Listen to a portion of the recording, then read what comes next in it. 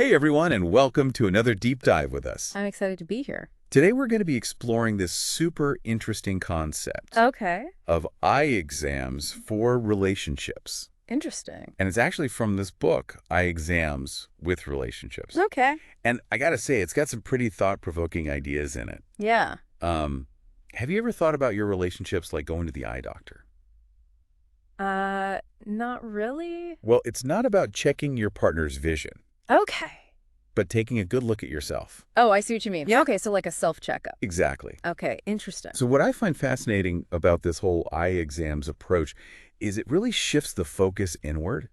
Hmm. It's about taking accountability for your own thoughts and feelings and your actions within the relationship Right. rather than trying to point fingers or change your partner. Oh, so it's more about self-awareness and personal growth. Exactly. Interesting. So instead of waiting for things to blow up or go wrong, Yeah. we're taking those preventative measures like getting a regular checkup at the doctor. Okay, I like that. Yeah. So what does an eye exam actually look like in practice? Good question. Like what kind of questions are we asking ourselves here? So, exams with relationships suggest some really good questions. Like, am I expressing my needs clearly and respectfully?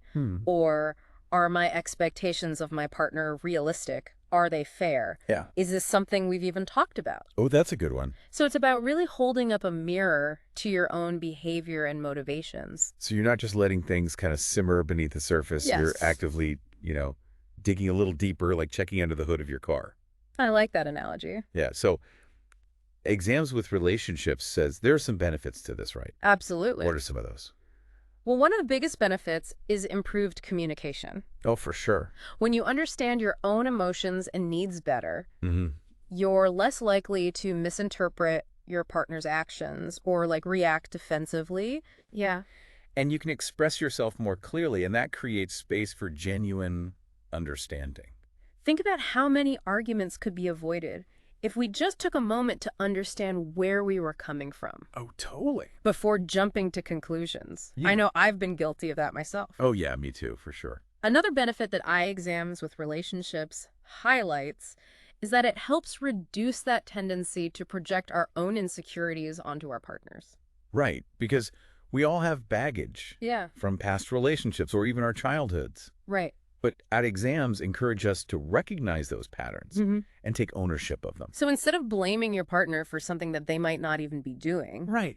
you pause and ask yourself, wait, why am I reacting this strongly? Yeah. Is this really about them, or is it about something deeper going on within me? Exactly. And by doing that, we naturally develop more empathy for our partners. Oh, totally. We start to understand that their actions might not always be directed at us personally. But could stem from their own needs or experiences. This is starting to feel like a game changer for relationships. I think so too. It's not about being perfect or anything like that. Right. It's about being more self-aware and taking responsibility for how we show up in the relationship. Yeah. So exams with relationships also connects this concept to some interesting psychological theories. It does. Well, it talks about self-determination theory, Okay. which focuses on those three basic human needs: autonomy, competence, and relatedness. Can you break those down for us? Sure. So autonomy is about feeling in control of your choices and actions. Okay. Competence is about feeling capable and effective. Got it. And then relatedness, that's about feeling connected to others. Okay. So how do those needs play out in a relationship? Well, imagine feeling overly dependent on your partner, Okay. like you can't function without them. Yeah. Eye exams could help you recognize that you need to cultivate more autonomy to feel more confident and independent within the relationship. Yeah. And if you're constantly feeling inadequate or like you're not contributing enough, Yeah. exploring your need for competence might be beneficial. So it's about finding that sweet spot where you feel both secure and independent within the relationship. Exactly. What about relatedness? I feel like that's crucial in any relationship. Oh, it is. And eye exams encourage you to examine how well that need is being met. Okay. Are you feeling truly connected to your partner? Are you spending quality time together? Yeah. Are you able to share your thoughts and feelings openly and honestly? This is all starting to feel like a roadmap to like a healthier, more fulfilling relationship. Exactly. Exams with relationships doesn't stop there. Nope. It also explores how emotional intelligence plays into all of this, It does. which is basically the ability to understand and manage emotions, both our own and others. Right. It's like having a built-in emotional GPS. Totally. And the more we reflect on our own emotions during these eye exams, the stronger our emotional intelligence becomes. So it's like we're building emotional muscle memory. Yeah. The more we practice, the better equipped we are to navigate those inevitable ups and downs that come with any relationship. Absolutely. And let's not forget about attachment theory. Oh, right. Exams can help us identify our own attachment style, which basically describes how we approach and behave in relationships. Right. Understanding our attachment style can provide incredible insights into why we react the way we do. For sure. And can help us move towards more secure and fulfilling connections. So if you tend to be anxious or avoidant in relationships, Yeah. understanding your attachment style can be a huge aha moment. Totally. Like, oh, that's why I always freak out when my partner doesn't text back immediately. Exactly. Or that's why I have a hard time opening up emotionally. It's about recognizing those patterns and Yeah. working towards creating healthier dynamics. Now, exams with relationships also mentions a couple of sociological theories, right? Yes. Like role theory and symbolic interactionism. Yes. So role theory suggests that we all play different roles in our lives. Oh, okay. Partner, parent, child, friend, employee, and those roles come with certain expectations. Right. Eye exams encourage us to examine how those roles might be impacting our relationship. So, for example, if you're constantly putting work demands ahead of your partner's needs, Right. an eye exam could help you reevaluate your priorities and find a better balance between your various roles. Exactly. It's about ensuring that your actions are aligned with the expectations you and your partner have for each other. And what about symbolic interactionism? What does that have to do with relationships? Well, symbolic interactionism explores how we interpret and give meaning to symbols and interactions. It's about recognizing that our personal experiences and biases shape how we perceive the world, including our relationships. So, for example, if you grew up in a family where arguments were frequent and explosive, Yeah. you might interpret any disagreement with your partner as a sign that the relationship is doomed, Right. even if it's just a minor difference of opinion. Exactly. ISAMs encourage us to examine those ingrained beliefs and interpretations and to consider alternative perspectives. So it's like becoming more aware of the lens through which we're viewing our relationship and recognizing that it might need some adjusting. Yeah. So exams with relationships goes even further. It does. There's this whole other layer about something called the shadow self. Oh, yes. And that's where things get a little more, well, shadowy. Yeah, it can feel kind of spooky. So what exactly are we talking about here? That's a great question, and one we'll be diving into right after this. Welcome back, everyone. So before the break, Yeah. we were starting to touch on this whole idea of the shadow self, Right. which exams with relationships describes as this hidden part of us that can really impact our relationships. Oh, for sure. Sounds a little spooky, Yeah. but let's shed some light on it, shall we? Yeah, let's do it. I have to admit, the whole shadow self thing sounds kind of intimidating. Yeah. Like, are we talking about our deepest, darkest secrets here? Okay, so. The stuff we try to keep hidden from the world, Okay. and maybe even from ourselves. It can definitely feel that way. Yeah. The shadow self, as Carl Jung described it, All right. isn't necessarily about secrets, Okay. but more about the parts of ourselves that we've kind of deemed unacceptable or negative. It's those traits or insecurities or maybe even past experiences that we've pushed down or tried to ignore. Okay. So it's not about being a bad person, Right. but rather those parts of ourselves that maybe don't fit the image we want to project, Yeah. or maybe even the image we have of ourselves. Exactly. And the thing is, exams with relationships points out that those shadow aspects, Yeah. they don't just disappear because we ignore them. Right. They have a way. In fact, they can have a sneaky way of influencing our thoughts, our feelings, and our behaviors, especially in our relationships. Oh, interesting. So how does this shadow self actually play out in our relationships? Yeah. How does it actually like manifest? Can you give us an example? Sure. So let's say you have a fear of abandonment. Okay. That stems from a childhood experience. If you're not consciously aware of that fear, Yeah. you might become overly jealous or controlling in your romantic relationships, Right. even if your partner has given you no reason to doubt their loyalty. So it's almost like we're projecting those unresolved fears onto our partners Right. without even realizing it. Yeah. We're seeing our own shadows reflected in them. That's a great way to put it. And that's where eye exams with relationships argues that. Okay. That's where that shadow work comes in. Okay. It's about bringing those hidden aspects to light so we can understand them, process them, and hopefully integrate them into a healthier sense of self. Okay. I'm starting to see how this connects to the whole eye exam concept. Right. It's about taking a deeper look at ourselves, not just at the surface level, but also at those shadowy parts that we tend to avoid. Eye exams with relationships actually calls it going beyond the surface. Oh, that's a good way to put it. Yeah. So it's about being willing to face those parts of ourselves that we might not like or want to acknowledge. Right. But the book emphasizes approaching this process with compassion and not judgment. Right. It's not about shaming ourselves for having those shadow aspects. Okay. It's about understanding where they come from and how they might be affecting our relationships. So how do we actually do this shadow work? Yeah. I mean, it sounds like pretty deep, intense stuff. It can be, but there are practical ways to approach it. Oh, interesting. Journaling, for example, Yeah, like can that. be a really powerful tool. Okay. The book suggests, try to write down your dreams, recurring thoughts, or those, knee-jerk reactions you have in certain situations. Yeah. And look for patterns or themes Okay. that might be pointing to a deeper issue. So let's say I notice that I always get defensive Okay. when my partner offers constructive criticism, even if it's well-intentioned. Yeah. That could be a sign that there's some shadow work to be done right. Absolutely. It could be that there's a fear of failure Yeah. or a belief that you're not good enough lurking beneath the surface. By bringing that fear into the light, you can start to examine where it comes from and challenge those negative beliefs. So it's not just about recognizing the pattern, Right. but also tracing it back to its roots. Exactly. And that can be incredibly liberating because it allows you to start separating your present-day self from those old wounds or beliefs that might be holding you back. Exams with relationships also talks about therapy as a valuable resource for shadow work. It does. It sounds like this could be pretty heavy stuff to unpack on our own. Yeah, it can be. And therapy can be incredibly helpful, especially if you're struggling with those deep-seated issues or finding it difficult to be objective about your own behavior. Yeah. A therapist can provide a safe and supportive space for exploration. Right. And can offer guidance on how to integrate those shadow aspects in a healthy way. It's like having a guide to help you navigate those shadowy depths. Exactly. Now, exams with relationships makes it pretty clear that there are huge benefits to doing this shadow work.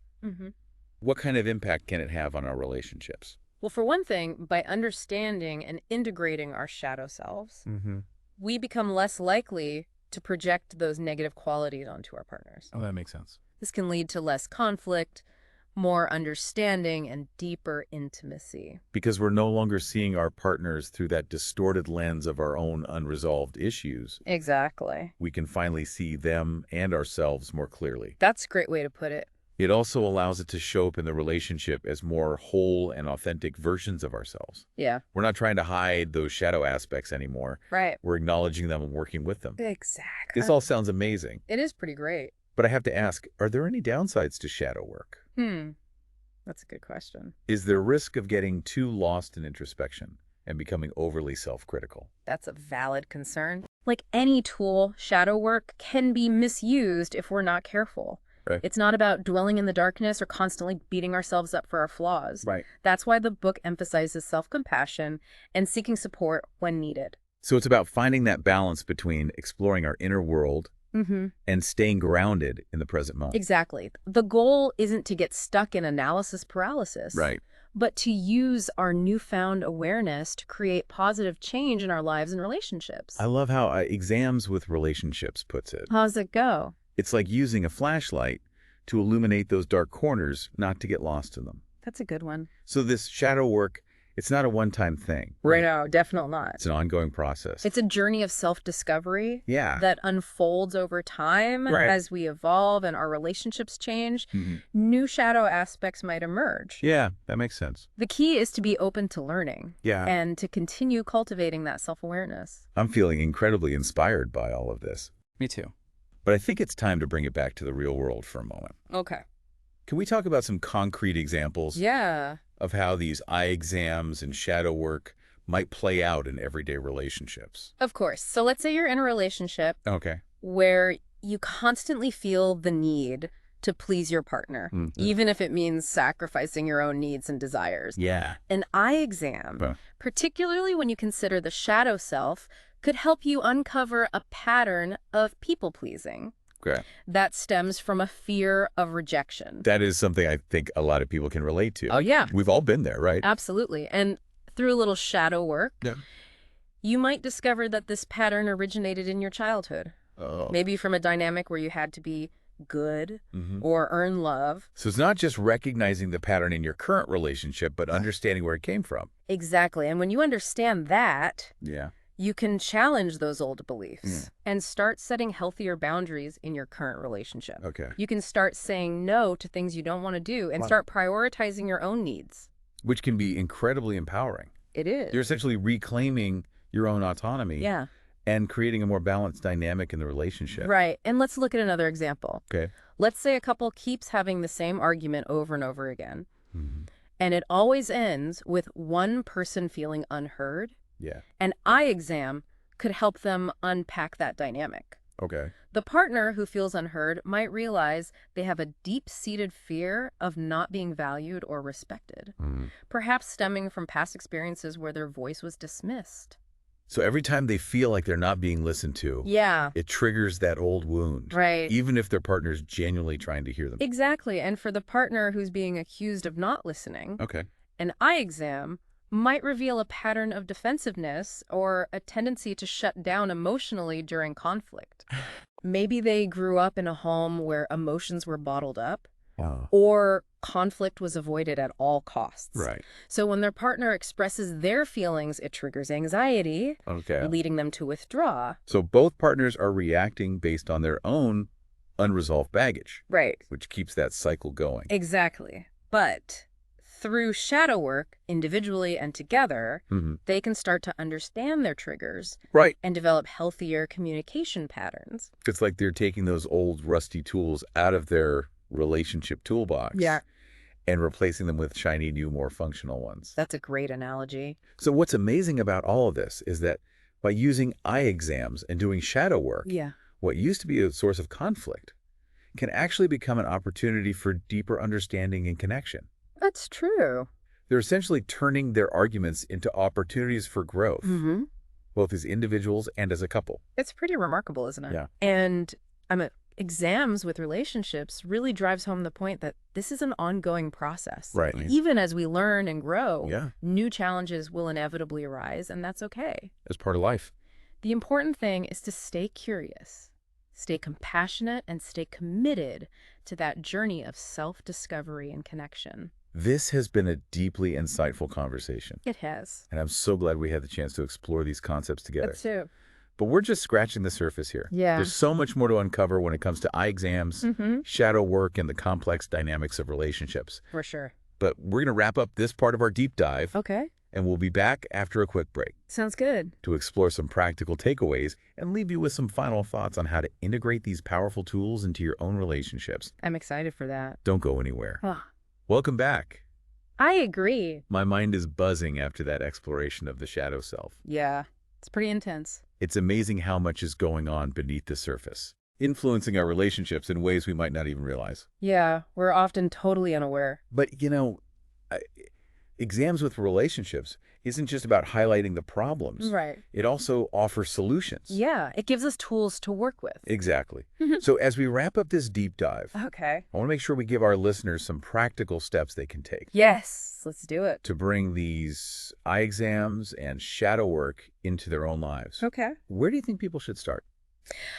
Exams with relationships really emphasizes the power of journaling. Oh, yeah, journaling is great. You know, it might seem simple, but just carving out even 5 or 10 minutes a day to reflect on your interactions with your partner, your emotions, any patterns you're noticing, it can be incredibly revealing. It's like having that dedicated space to check in with yourself, to get curious about what's going on beneath the surface. And don't be afraid to ask yourself those tough questions. Those shadow self questions. Like, what am I afraid of in this relationship? Oh, that's a good one. What are my insecurities? Where do those fears come from? Right. And remember, you're not judging yourself. Exactly. You're just trying to get to know yourself better. Be kind to yourself in the process. Hey, exams with relationships also talks a lot about communication. It does. Those regular check-ins with your partner. Yes, those check-ins don't have to be formal or intense or anything. It Right. could be a quick chat over coffee or a longer conversation after dinner. It's about creating that space for open and honest communication. And during those conversations, Yeah. it's important to practice what the book calls active listening. Oh, for sure. Really focus on what your partner is saying. Try to understand their perspective. Right. And don't just wait for your turn to talk. And remember, communication is a two-way street. Yeah. You're not just listening to your partner. You're also sharing your own thoughts and feelings in a clear and respectful way. If things get tough, Yeah. if you're struggling with deep-seated issues Right. or finding it difficult to be objective, exams with relationships suggest reaching out for professional support. Oh, absolutely. A therapist can be an invaluable guide on this journey of self-discovery. There's no shame in asking for help. Yeah. In fact, it takes courage to acknowledge when you need support. So as we wrap up this deep dive into exams with relationships, Yeah. I think the biggest takeaway is that this is a journey, not a destination. I love that. It's about ongoing growth and self-awareness. You're not striving for perfection. Right. You're striving for progress. I love how the book frames it. How's that? The most important relationship you'll ever have is the one you have with yourself. That's so true. So keep exploring. Keep growing. Keep deepening that connection. Yeah. And who knows, maybe you'll discover that by taking a closer look at yourself, you'll create stronger, more fulfilling relationships with the people you love. I think that's a great place to end it. Thanks for joining me on this deep dive. It's been a pleasure.